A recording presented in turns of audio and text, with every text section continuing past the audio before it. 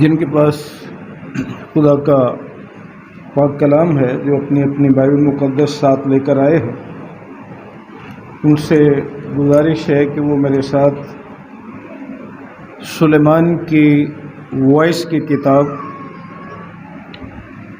سلیمان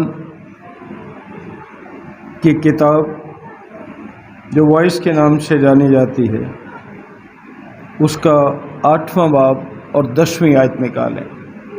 voice کی کتاب 8واں باب اور 10ویں آیت کلام مقدس میں اس طرح سے لکھا ہے: اس کے علاوہ میں نے دیکھا کہ شریر گاڑے گئے اور لوگ بھی آئے اور راست باز پاک مقام سے نکلے اور اپنے شہر میں فراموش ہو گئے۔ یہ بھی بطلان ہے۔ خداوند کی برکت اس کے پاک کلام کے پڑھے اور سنے جانے پر ہو، آمین۔ آئیے اپنے سروں کو خداوند کے حضور جھکائیں اور دعا مانگیں۔ خداوند یسوع مسیح میں ہمارے رحیم باپ،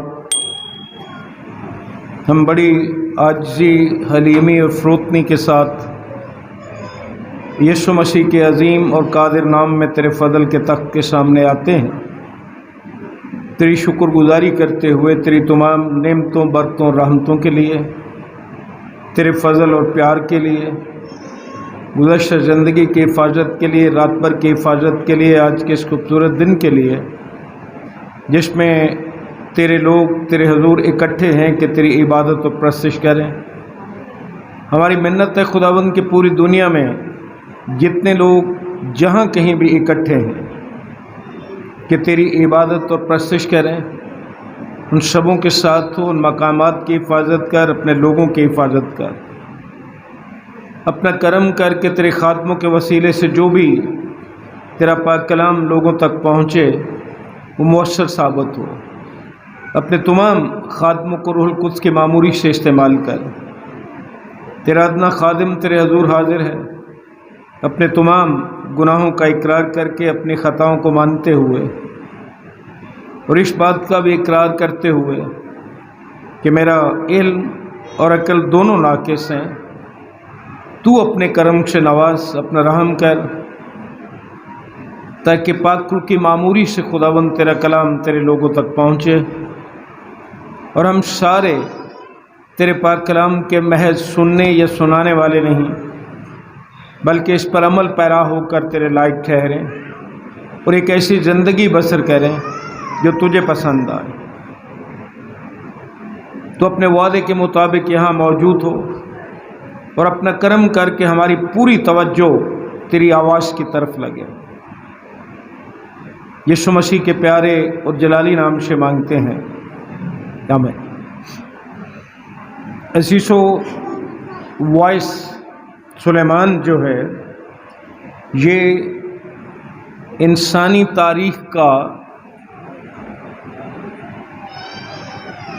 بہت بڑا دانا گنا جاتا ہے، کیونکہ اسے خدا نے اپنی خاص حکمت اور دانائی سے نوازا تھا، اور بلکہ اگر یہ کہا جائے کہ انسانی تاریخ کا سب سے زیادہ عملی شخص، موسٹ پریکٹیکل شخص جو ہے وہ سلیمان تھا، تو یہ بے جا نہ ہوگا۔ خدا کا پاک کلام جو وائس کے وسیلے اس 8ویں باب میں پہلی آیت سے 14ویں آیت تک ہم تک پہنچا، وہ ہم ساروں نے مل کر پڑھا تھا، اور اس کے بعد میں نے 14ویں آیت پڑھی جس میں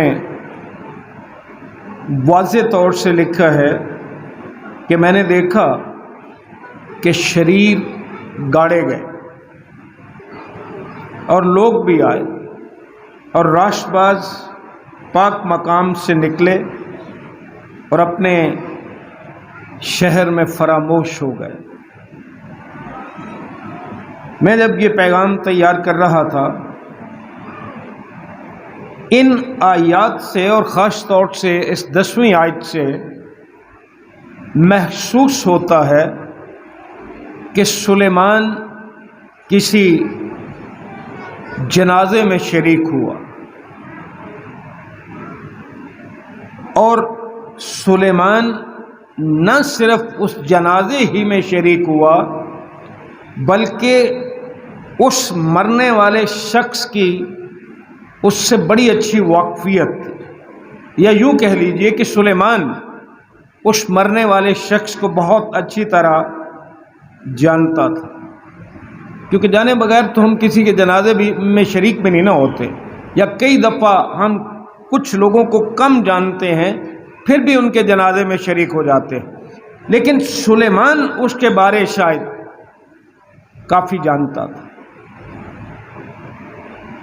اب یہاں جو بات بتانے والی ہے وہ یہ ہے کہ یہ مرنے والا شخص جس کے جنازے میں سلیمان شریک ہوا باقاعدگی سے پاک مقام، ہیکل کہہ لیجئے، گرجا گھر کہہ لیجئے، جایا کرتا تھا، لیکن افسوس اس بات کا ہے کہ وہ ایک شریر اور بے ایمان کی موت مرا۔ اگرچہ پاک مقام میں جایا کرتا تھا لیکن پھر بھی ایک شریر اور بے ایمان کی موت مرا۔ یہ شخص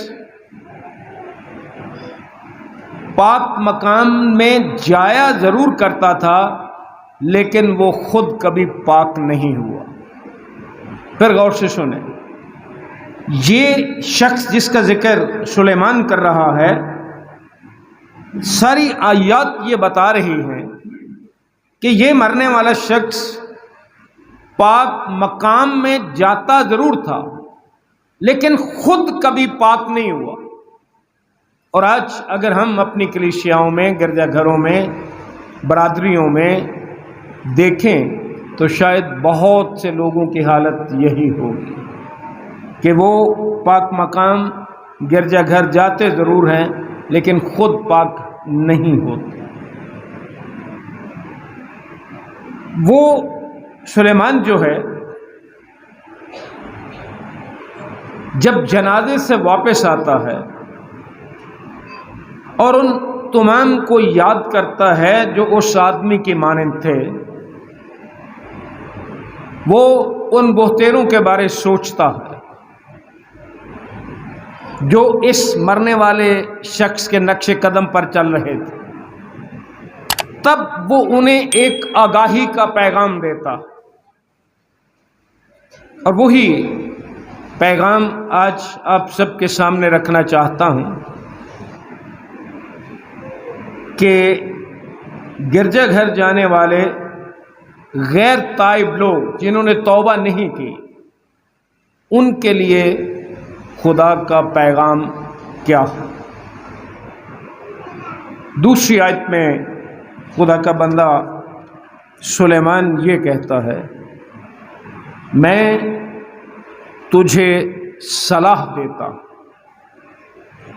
اب سلیمان ایسے لوگوں کو ایک صلاح دیتا ہے اور اس کے بعد 7 باتیں کہتا ہے جو پاک مقام میں جاتے ہیں لیکن خدا کے بغیر ابدیت کی طرف بڑھے چلے جا رہے ہیں۔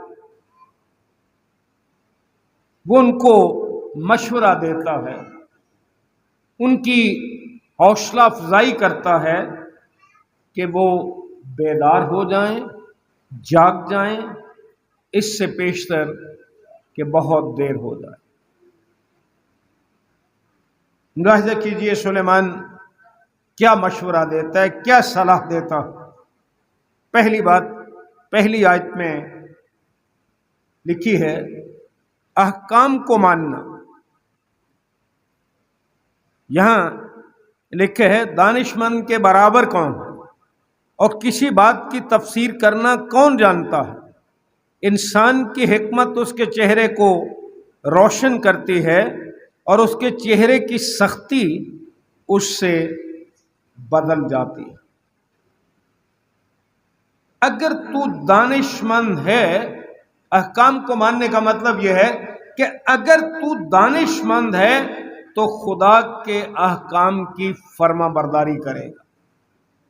اگر میں آپ خدا کے احکام کی فرما برداری نہیں کرتے، بے شک ہم جتنے مرضی سائنسدان ہوں، عقل مند اور دانا ہوں، لیکن ہم خدا کی نظر میں دانش مند نہیں ہیں. دوسری بات جو وہ دوسری آیت میں کہتا ہے، میں تجھے صلاح دیتا ہوں کہ تو بادشاہ کے حکم کو خدا کی قسم کے سبب سے مانتا رہا. اب ایک تو ہمارے دنیاوی بادشاہ ہیں، لیکن سلیمان یہاں بادشاہوں کے بادشاہ کی بات کر رہا کہ تو اس کا حکم مانتا رہا. خدا کے احکام میں اس کی تمام مرضی اور خواہش شامل ہوتی ہے. اور چوتھی آیت یہ بتاتی ہے کہ خدا کے احکام کے ساتھ فرما برداری کی طاقت بھی آتی ہے، اور فرما برداری کی قوت نجات کے وقت روح القدس کے ذریعے سے آتی ہے. سلیمان یاد کر رہا ہے کہ مرنے والا شخص جو ہے وہ دانا نہیں تھا، وہ دانش مند نہیں تھا، اور وہ نجات پانے اور خدا کی خاطر زندگی بسر کرنے کے لیے خدا کے حکموں کو بھول گیا. شاید آج میں اور آپ بھی اسی حالت میں ہیں. 7ویں آیت میں یہ بیان کیا گیا کہ ہمیں مستقبل کا سامنا کرنا پڑے گا. یہ مت سوچیں کہ اسی طرح حالات چلتے رہیں گے، کوئی نہیں فرق پڑتا، جو مرضی کرتے رہیں. ہمیں اپنے مستقبل کا سامنا کرنا پڑے گا. 7ویں آیت میں لکھا ہے کیونکہ جو کچھ ہوگا اس کو معلوم نہیں، اور کون اسے بتا سکتا ہے کہ کیوں کر ہو. اس آیت کا پہلا حصہ بتاتا ہے کہ ہمیں کچھ معلوم نہیں کہ ہمارے لیے مستقبل میں کیا رکھا، اور 7ویں آیت کا آخری حصہ اور 8ویں آیت میں یہ بتایا گیا ہے کہ ہم میں سے کسی کو معلوم نہیں کہ ہمیں کس وقت خداوند کی طرف سے بلاوا آ جائے. کسی کو معلوم ہے؟ کسی کو معلوم ہے؟ کون جانتا ہے کہ میں اگلے لمحے ہوں گا یا نہیں ہوں گا؟ یعنی ہم میں سے کسی کو بھی اپنی موت کا وقت معلوم نہیں. اور اگر اس شریر آدمی کو، جس کا ذکر سلیمان کر رہا ہے، معلوم ہوتا کہ وہ جلد ہی مر جائے گا تو شاید وہ ایک الگ طریقے سے زندگی بسر کرتا. تیسری بات یہ ہے کہ ہمیں موت کا سامنا کرنا پڑے گا. 8ویں آیت سنیے کیا لکھا ہوا ہے. کسی آدمی کو روح پر اختیار نہیں کہ اسے روک سکے، اور مرنے کا دن بھی اس کے اختیار سے باہر ہے.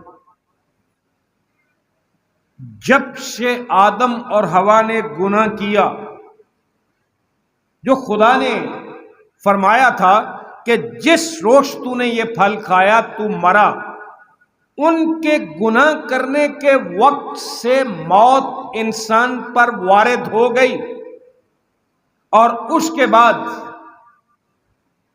نبی، مقدس لوگ، ایماندار، امیر، غریب، بادشاہ، فریق، کالے، گورے، پڑھے لکھے، ان پڑھ، ہر قوم، امت اور قبیلے کے لوگ موت کا شکار ہوتے رہے اور آج بھی ہو رہے ہیں.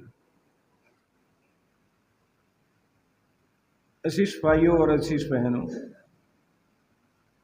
جو گھڑی جو لمحہ مقرر ہوا ہے اسے روکنے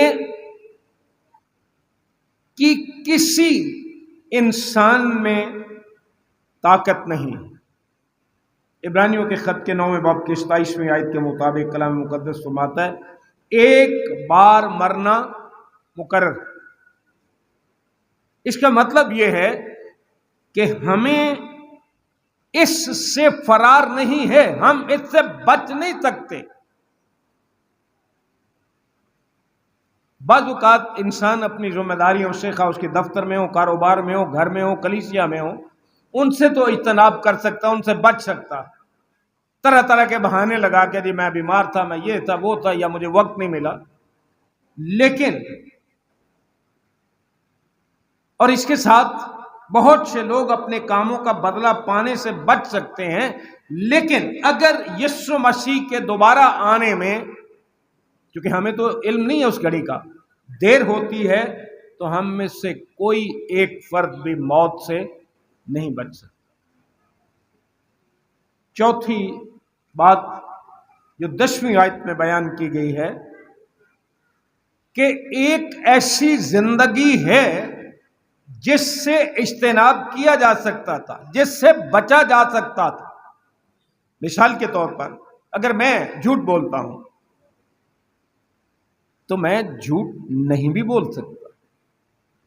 اگر کوئی پاک زندگی نہیں بسر کرتا تو اس کے پاس موقع ہے کہ وہ اس زندگی کو چھوڑ کر ایک پاکیزہ زندگی بسر کرنے کی کوشش کرے۔ 10ویں آیت یوں ہے، اس کے علاوہ میں نے دیکھا کہ شریر گاڑے گئے اور لوگ بھی آئے اور راش باز پاک مقام سے نکلے اور اپنے شہر میں فراموش ہو گئے۔ لگتا یہ ہے کہ یہ مرنے والا شخص جو تھا یہ مذہب کا پیروکار تھا۔ اب بہت سے لوگوں کے نزدیک میں نے آپ کو بڑی دفعہ بتایا کہ مسیحیت جو ہے ایک مذہب ہے، لیکن بائبل مقدس یہ کہتی ہے کہ مسیحیت ایک مذہب نہیں ہے بلکہ یہ خدا کے ساتھ تعلق ہے۔ لگتا تو یہ ہے کہ یہ شخص جو تھا مذہب کا پیروکار تھا، اور ایک ایسا مذہب جو خدا کے بغیر تھا۔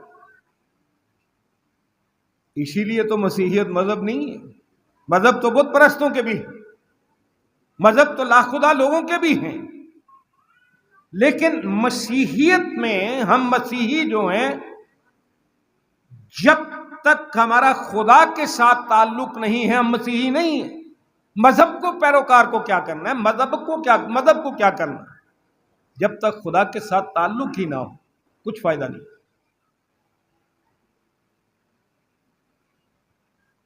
یہ شخص صرف ظاہری مذہب کا پیروکار تھا جس کا باطن سے کوئی تعلق نہیں۔ اگر ہمارے اندر باطن میں وہ تعلیم نہیں ہے جو بائبل مقدس دیتی ہے تو آپ جو مرضی کرتے ہیں اس سے کیا فائدہ ہو؟ جیسا کلام مقدس بتا رہے ہیں وہ آدمی پاک مقام، چلیے اس وقت کے لحاظ سے ہیکل کہہ لیجئے، گرجا گھر کہہ لیجئے، آج کے لحاظ سے باقاعدگی سے آتا جاتا تھا۔ اور اگر ہم عبرانیوں کے خط کے 10ویں باب کی 25ویں آیت دیکھیں تو وہاں ایک بڑی اہم بات کی گئی ہے۔ وہاں لکھے ایک دوسرے کے ساتھ جمع ہونے سے باز نہ آئیں۔ کان کھول کر سنیں، ایک دوسرے کے ساتھ جمع ہونے سے باز نہ آئیں جیسا بعض لوگوں کا دستور ہے، بلکہ ایک دوسرے کو نصیحت کریں، اور جس قدر اس دن کو نزدیک ہوتے ہوئے دیکھتے ہو اسی قدر زیادہ کیا کرو۔ جوں جوں مسیح کی آمد کا وقت نزدیک آ رہا ہے ہمارا کام یہ ہے کہ ہم زیادہ دعا میں جھکیں، زیادہ خدا کے ساتھ رہیں، زیادہ سے زیادہ بائبل مقدس کا مطالعہ کریں، کوشش کریں کہ ہم ایک پاکیزہ اور خداوند کو پسندیدہ زندگی کی نظر میں پسندیدہ زندگی بسر کریں، اور جیسا کلام نے فرمایا کہ ایک دوسرے کے ساتھ جمع ہونے سے باز نہ آئیں۔ تیسری آیت اگر آپ نے غور سے پڑھی اور سنی تھی وائس کی کتاب کی، تو وہاں لکھے تو جلد بازی کر کے اس کے حضور سے غائب نہ ہو اور کسی بری بات پر اصرار نہ کر، کیونکہ وہ جو کچھ چاہتا ہے کرتا۔ کئی دفعہ ہم جلد بازی کر کے اس کے حضور سے غائب ہو جاتے، آپس لڑ پائے، ناراضی آپس ہوئی، اسی گردے نہیں ہونا، تو یہ کون سی بات ہوئی؟ تو جلد بازی کر کے اس کے حضور سے غائب نہ ہو اور آپس میں ایک دوسرے کے ساتھ جمع ہونے سے بات نہ، یہ ہے خدا کے کلام کا حکم۔ اس کے بعد اس شخص کی زندگی سے جو کچھ لکھا گیا یہاں، معلوم یہ ہوتا ہے کہ وہ پاک مقام میں آتا جاتا تھا، لیکن اس میں کوئی تبدیلی نہیں آئی۔ اب مجھے یہ بتائیے کہ میں، آپ یا کوئی بھی ایسا شخص ہو جو باقاعدگی سے گرجا گھر آتا ہو، اگر زندگی تبدیل نہیں ہے تو فائدہ اس کا مجھے بتا دیں کیا؟ اصل بات تو یہ ہے کہ زندگی میں تبدیلی آئے، اور اگر دل صاف نہیں اور زندگی تبدیل نہیں ہوئی تو ہماری روح غیر نجات یافتہ۔ کہا دنیاوی طور سے ہم کتنے ہی ایماندار کیوں نہ نظر آئے، عزیز بھائیوں اور عزیز بہنوں، ذرا 10ویں آیت کا دوسرا حصہ پھر غور کیجیے۔ اور راست باز پاک مقام سے نکلے اور اپنے شہر میں فراموش ہو۔ جو لوگ اس مرنے والے شریر آدمی کی راہ پر چلتے ہیں، انہوں نے ضرور ایسے کام کیے ہوں گے جو یاد رکھے جائیں۔ اب دیکھیں بڑے بڑے جو خدا سے دور لوگ ہیں، انہوں نے بھی بڑے بڑے نیک کام کیے ہوتے ہیں، بظاہر جو ہیں بڑے بڑے اچھے کام کیے ہوتے ہیں، لیکن حقیقت تو یہ ہے کہ یاد رکھے جانے والے کام آپ کو بچا نہیں سکتے، آپ کو نجات نہیں دے سکتے۔ ہاں، اگر کسی بات کی اہمیت ہے تو وہ یہ ہے کہ خدا کسی کو یاد رکھتا ہے کہ نہیں رکھتا۔ اگر میں آج اس دنیا سے چلا جاتا ہوں، بہت سے لوگ مجھے یاد رکھتے ہیں، اس سے کوئی فرق پڑے گا؟ نہیں، فرق اس بات سے پڑے گا کہ کیا خدا مجھے یاد رکھتا ہے؟ 5ویں بات جو ہے، ہر برا رویہ جو ہے اسے رد کیا جانا چاہیے۔ 11ویں آیت سنیے کیا لکھا ہوا ہے۔ چونکہ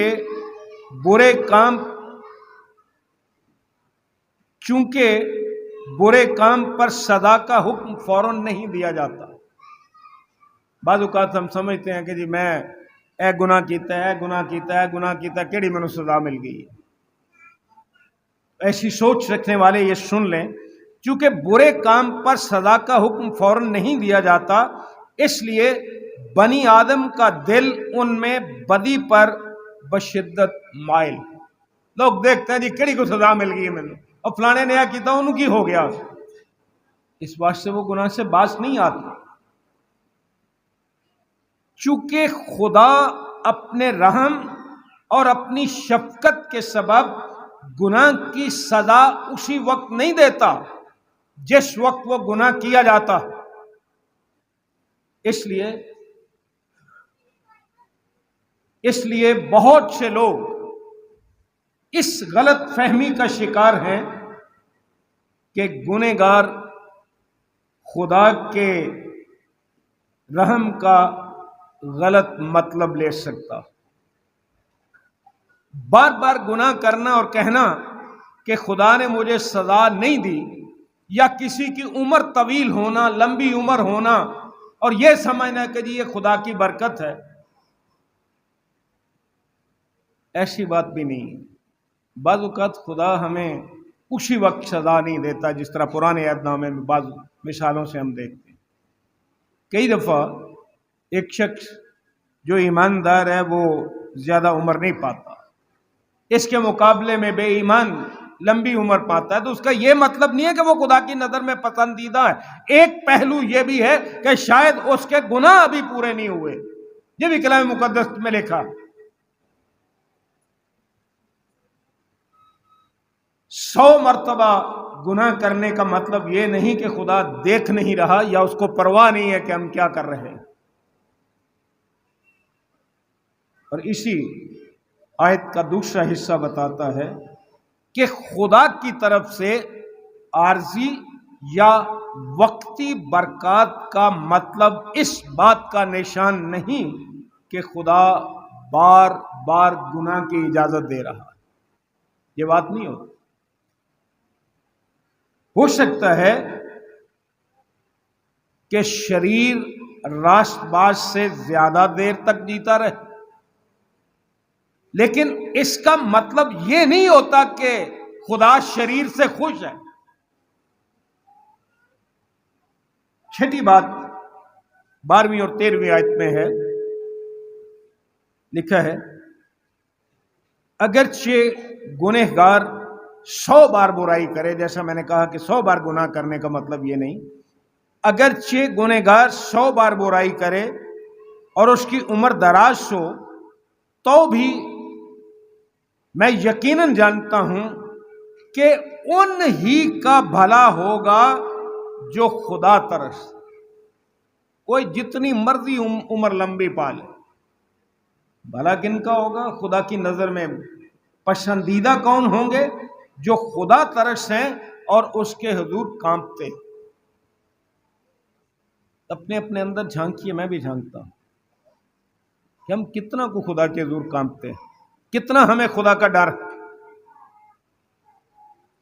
اور دیانتداری کی بات یہ ہے کہ ہم خدا سے نہیں ڈر رہے، انسانوں کا ڈر ہے۔ پھر لکھا ہے 13ویں آیت میں، لیکن گنہگار کا بھلا کبھی نہ ہوگا اور نہ وہ اپنے دنوں کو سائے کی مانند بڑھائے گا، اس لیے کہ وہ خدا کے حضور کانپتا نہیں، ڈرتا نہیں، خدا کا خوف نہیں مانتا، کبھی بھلا نہیں ہوگا خواہ جتنی بھی طویل عمر پالے۔ اب یہاں واضح ہو گیا کہ ہم خدا کی عدالت سے بچ نہیں سکتے۔